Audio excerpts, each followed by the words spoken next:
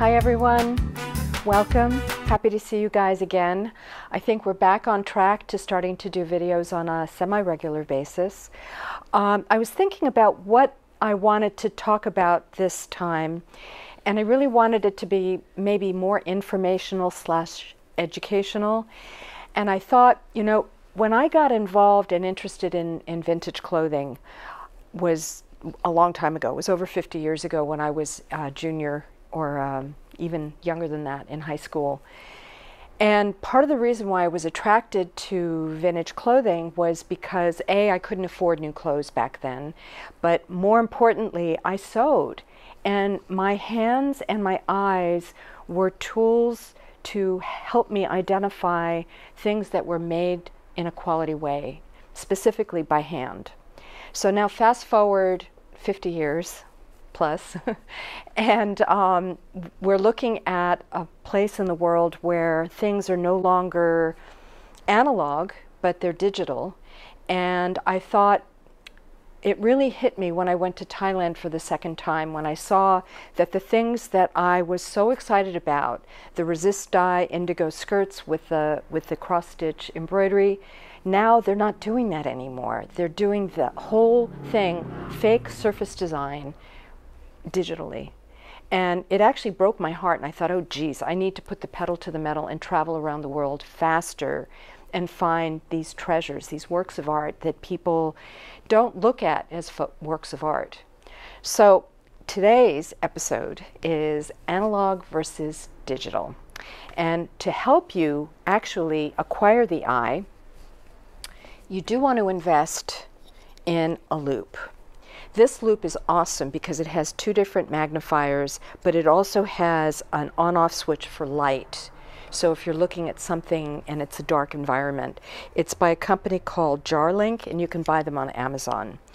But since we can't look through the loupe with the photographs, we did enlarge things so you can see the difference.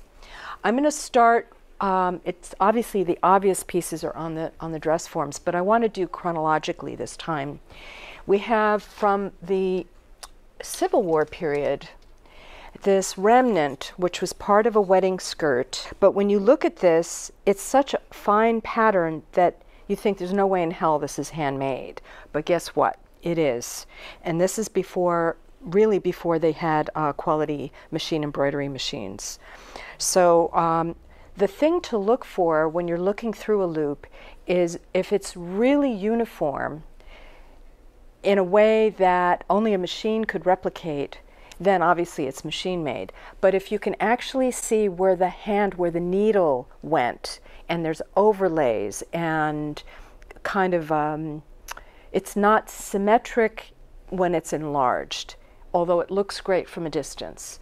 You know that it's handmade. And even the lace on this is handmade. But anyway, so I pull this one as a great example of an earlier piece. But moving right along, 50 years later, we get to the teens and this beautiful petticoat, which I also think is a wedding piece. This gorgeous work is all hand done. And what I find really kind of emotionally, my response is women were not really in the forefront as artists. The ones that did break through, Mary Cassatt, you know, you think of Sonia Delaunay, you think of these great artists. And earlier in the 19th century, very few women. But women created their art at home with their needles, and their embroidery is clearly a sign of great talent. So a lot of these pieces you're going to see, I believe, should be hanging in a frame and admired for the work that they are. And then I brought a piece of lace that's being, in the process of being made. It could have been an applique, but you can see it's on like a wax paper. And looking at this through magnifying glass or enlarged, you can actually see the intricacy of this piece. It's remarkable. But the next thing I brought was machine eyelet lace. And like I said earlier, if you look at the reverse, and it's super uniform, super clean, and you can't see where the hand went with the needle, it's machine made. Now granted, this is a beautiful piece. This one's from the 1930s, late 20s, early 30s. This is also machine eyelet. And there's beauty in it, and there's certainly cost effectiveness. And that's really the tragedy of all of this is in order to be able to create this kind of embroidery would require hundreds of hours. So how much would that have to sell for in order to make it worthwhile? So the solution is to create machine embroidery with eyelet as well. This is from that time period, and it's nice looking, and it certainly does the trick. But when I buy things now, I really look for the ones that have the spirit of the person who created it. You can't get that with a machine. One thing that I bought maybe 30-something years ago was a whole collection of embroidery samples from France from the teens. And this one's great. Actually, they're both great. This has a thing saying real French hand embroidery. People could go to dry goods stores and actually purchase these things by the yard. So they could create a dress and not have to invest the dozens or hundreds of hours in creating beautiful handwork. We can't find that today unless you go to Asia, sometimes like South American countries, you can find it. And then I wanted to show you what machine embroidered uniformity looks like. This is a machine embroidered lace on tulle from the 1920s. Would have probably have been used as panels for a straight, like mid-20s dress. Has its effectiveness, but when you look at the ones that were handmade, they just don't hold a candle to it. In China, in the 20s, people loved the Chinese embroidery. You'll find the multicolored embroidered silk jackets. This is a late 20s hand embroidered on cotton tulle garden dress, and I would personally go for this kind of piece versus one that had machine embroidery because it really stands out. I want to point out this amazing dress is from the teens. All of this embroidery is hand done, the lace is hand done, and it is a masterpiece. It has one major flaw in that the center panel has a hole, so I'm going to have it conserved. But this is wearable art in its truest form. And I find it really interesting that a lot of museums are not really focusing on the fact that textiles and clothing are serious art. Some museums are changing their way because they're seeing how exhibits like the Alexander McQueen exhibit at the Met, they had to extend it because there were lines and lines and lines of people. We are all involved with clothing. Whether we like it or not, it's part of who we are. It's part of how we express ourselves. And I think there's a fascination with the history of fashion on many levels. And you guys are part of my tribe, and I really appreciate your interest. Moving right along, we have from Eastern Europe. I was in Budapest last year looking for those incredible 20s drop waist embroidered dresses. Couldn't find one. But I did find this amazing throw, bed cover, table cover. It's sewn so beautifully front and back. You can't tell which side is which because the reverse is perfect as well. I bought several pieces like this while I was over there. And similarly, for those of you who are familiar with Frida Kahlo, you may recognize this style of ensemble. This is one of my favorite pieces that I have in my collection. It's all hand embroidered and in excellent condition. And I actually bought a series of pillow shams that are from the same region in Mexico. It's remarkable. I mean, I don't know how many hours this would have taken someone to create.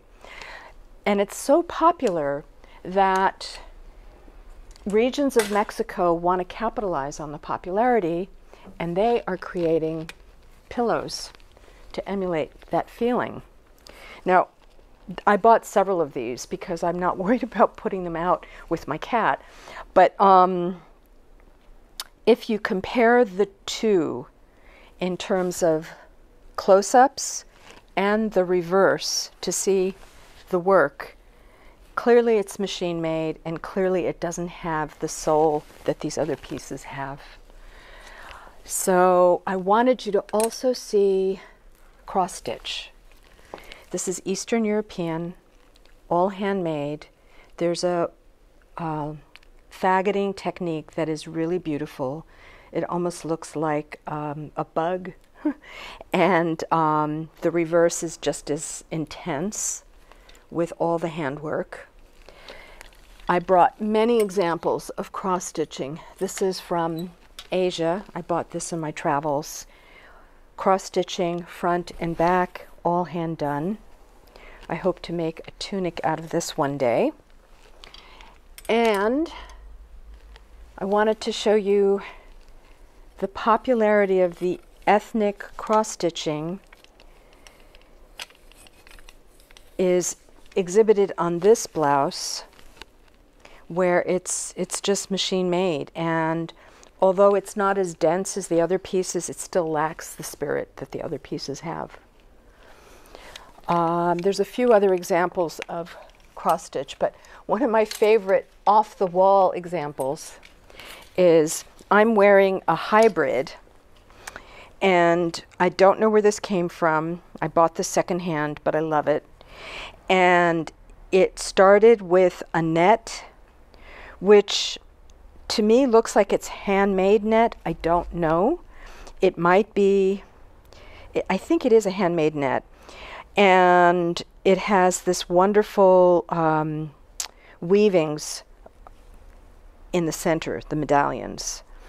And you can see the riffing on that kind of technique with this machine-made swatch. So it's, I prefer this, of course. And then last but not least, you know, there's so many different types of handwork. And in Asia, in particular Asia, there's batik and ikats. Batik is a wax technique that is resists the dye. And this beautiful piece, indigo and like a taupe color, is batik, and you can tell that it's a hand dye because the dye obviously goes from the front to the back. It's identical. But it's expensive to do that in first world countries. So what do? They print it. And this looks like a batik. It looks like they crack the wax to create this wonderful kind of spiderweb pattern. But guess what? It's not a batik, it's a print. And you can tell by looking at the reverse, because the reverse does not have the intensity of color that the front does. So those are pretty much the examples that I brought in. I brought a few more pieces from Mexico that are all hand done. This dress that's mine, tunic, and this top, which if you look at it, you may not realize that it's hand embroidered, but when you look at the reverse, you can see the work that was used to create this pattern. So I want to mention that for those of you that haven't seen the Mexico jewelry episode that we posted a couple of weeks ago, we're getting ready to move, and I'm not going out of business. I'm just redefining what I'm doing here. So we have a massive pre-moving sale. Things are marked down as much as 80%, Everything on this lower level is reduced except for things in the showcases, and it's going to be ongoing. There are literally thousands of pieces that I need to sell. So if you're not in Los Angeles, call us and we can send you images of things that may be of pieces that will float your boat. And other than that, we hope to do another episode within the next few weeks. And if you like this episode, please give us a thumbs up. And we look forward to seeing you next time. That's it. Thank you. Bye.